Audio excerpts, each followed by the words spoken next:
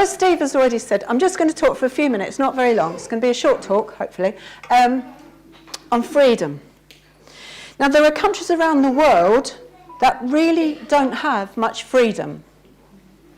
There are countries where you can't express yourself, you can't talk about your feelings, you can't have all sorts of restrictions on you. There are people, they can't say what they're really thinking because of fear of oppression or persecution.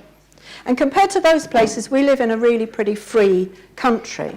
Now, we've got laws and we've got rules, obviously, that we have to obey. But compared to a lot of other countries, we do have quite a good level of freedom. We aren't afraid of being spied on or risking arrest for thinking certain things. But when the Bible talks about freedom, it has quite a different meaning. The Bible talks about freedom on a different level, not in terms of prison and 1,000 whatever it was years of prison sentence. It doesn't talk in those terms, not in terms of prison or being held captive in a cell, but freedom to be the person that God always intended you to be. The Bible talks about being a slave to sin. That means that all the bad things that we say or that we do, all the bad thoughts we have, that they have control over us. We are a slave to them. We can't get away from them. They hold us captive. We try very hard to be a good person, but sometimes we let ourselves down. Try to be really kind and thoughtful of others, but then we say something bad or we think something that we shouldn't, or we get cross when we really shouldn't do. So let me show you something in practical terms. My glamorous assistant. Okay. Thank you, darling. Okay, so we're going to take this as a representation of all the bad things that we do, all the things we say, that we think, that we, the Bible calls it sin, but we know that it's just everything, isn't it, that we do wrong. And here it is. There we are. And it's holding us captive. Okay? This sin is holding us captive. Now, Ken, would you like to take your jacket off? Take off your sin.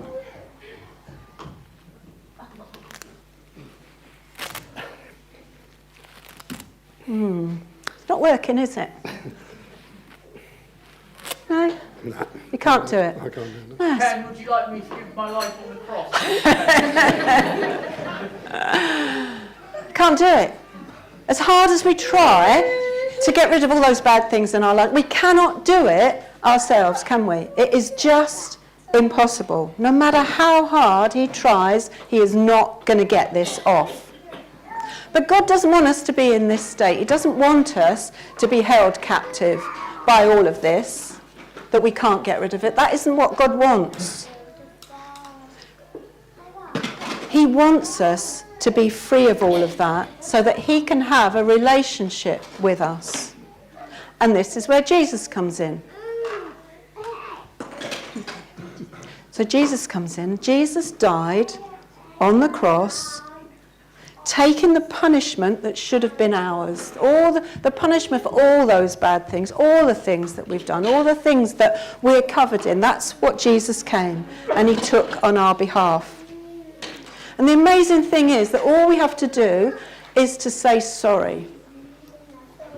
Say sorry. And say that we believe in what he did, believe in him. And believe that we will receive the forgiveness, the price that he paid for us. So Jesus comes and he sets us free from all of this that's holding us captive. And he allows us to be rid of all of that. All the things we've ever done wrong, all the things that are weighing us down, we can be free from all that rubbish. And he takes it away. No guilt, no sin. It's all gone. And let's go back a step. Sorry, Ken. I'm going to take you back to before you were a Christian. Okay? We're going to put it all back on again. So here he was, held captive by all that sin. Okay? This could be a different person. Doesn't have to be Ken back then. Could be, any of us. But there he is, held captive again.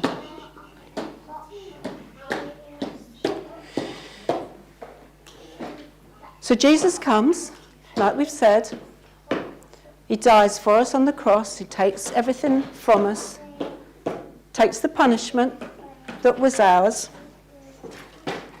and he sets us free. He gives us forgiveness, and he takes away what's holding us captive. Can you take your jacket off, Ken?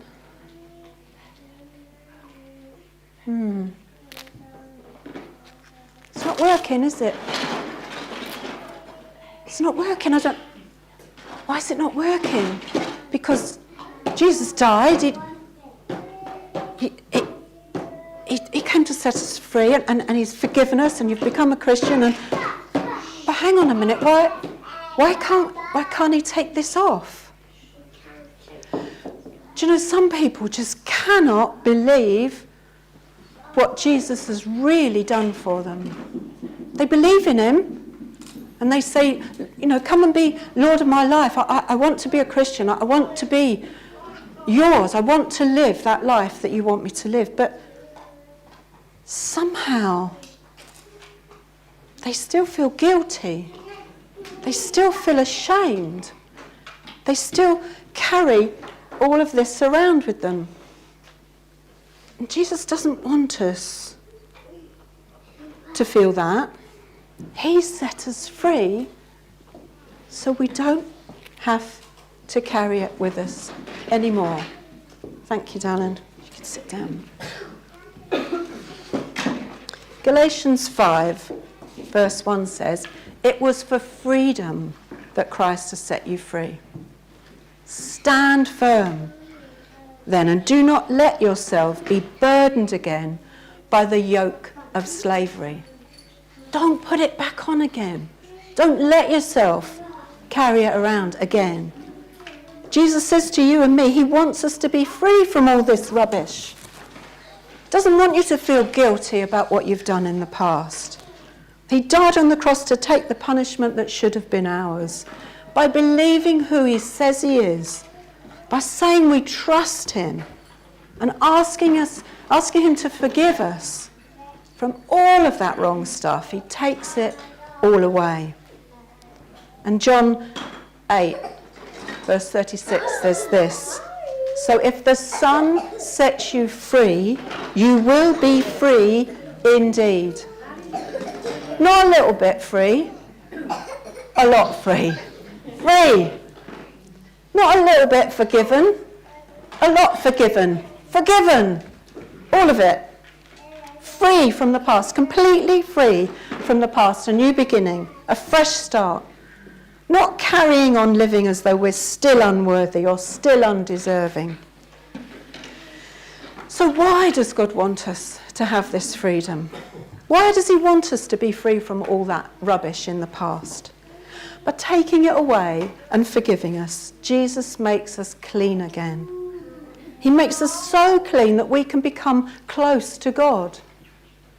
When we're covered in all this rubbish, we can't get close to God because God's perfect. But once we've been cleaned of all of that, we can have that relationship with God. But Jesus also wants us to know that we are free, to believe that we are good enough. He wants us to not have any doubts and to think that everyone else is a great Christian, but I'm a bit second class. He wants us to know that every time we slip up and we do something wrong, that we don't have to be burdened again by carrying all that around with us. We can ask God to forgive us again, and he will. So what is this freedom for? What are we supposed to do with it? Well, when you have freedom, you have choice. Now, if you could talk to someone from one of those countries that we talked about earlier that don't have freedom, that aren't allowed to do things, they would say that they've got no choice. There are girls and women who are not allowed an education in some countries. They're not allowed to drive a car or go out on their own. They can't get a job. If you have freedom, you can choose to do those things. You can choose to do the things that you want to do. When God gives us freedom, he gives us choice. We can choose to do the right thing or the wrong thing. You don't want to be weighed down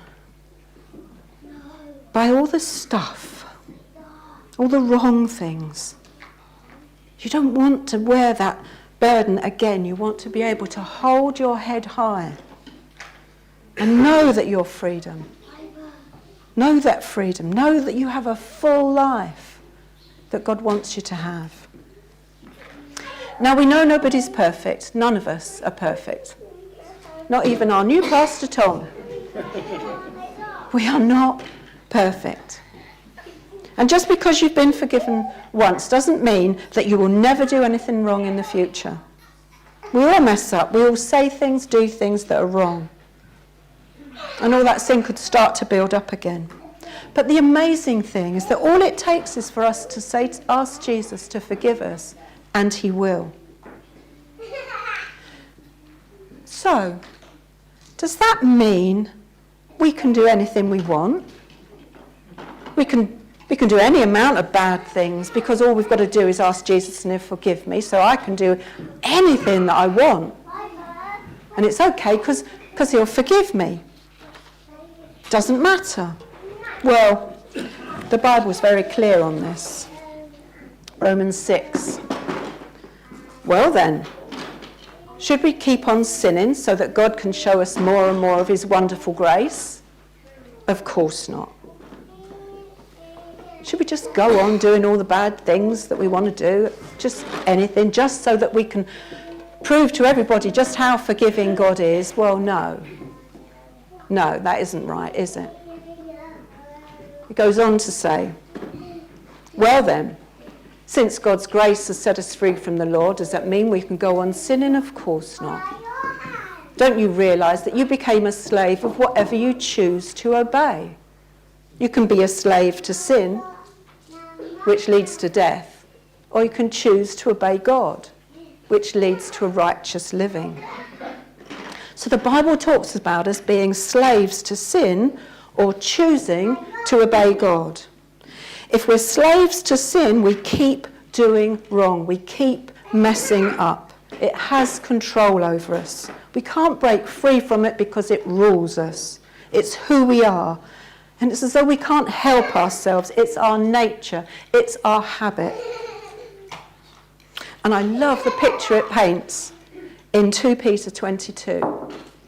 A sow that is washed returns to wallowing in the mud. We can get clean. We can get clean. But if we haven't handed control over to God, we will just go back wallowing in the mud. Because if you're a slave to sin, that's your nature. You will do what is in your nature. And if your nature is wallowing in the mud, you will wallow in the mud. So we don't want to be a slave to this, to all the past, to all the wrong things. We want to obey God and be free of all of that. If we hand control over to God, we belong to him. And he shows us the right way to live. Not only does he show us, but he helps us. He gives us the ability to choose the right thing. His power in us helps us to do those things, to be a better person.